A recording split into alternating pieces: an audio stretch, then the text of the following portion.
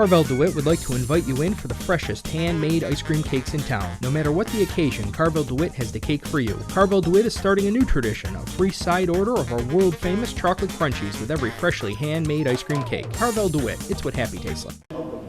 After a debate that lasted into the night, the Onondaga County legislature passed a 2012 budget that cuts deeply into a number of programs. But the one cut that received the most attention was the one that does away with all public funding for Air-1.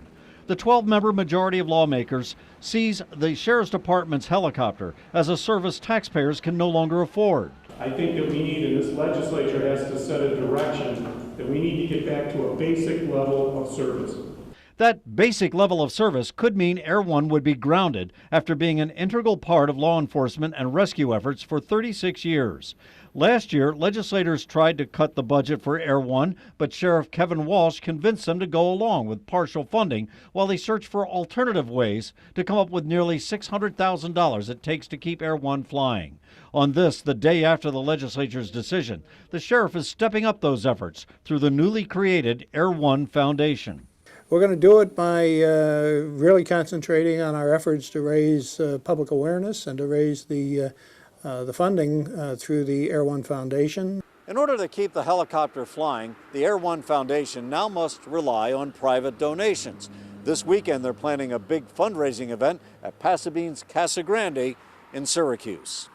The banquet hall will host a $15 per person evening of comedy on Friday night. Walsh realizes the Air-1 Foundation can't do it all, so he's also seeking a permit from the Federal Aviation Administration to charge medical insurance companies when the chopper airlifts a patient to local hospitals.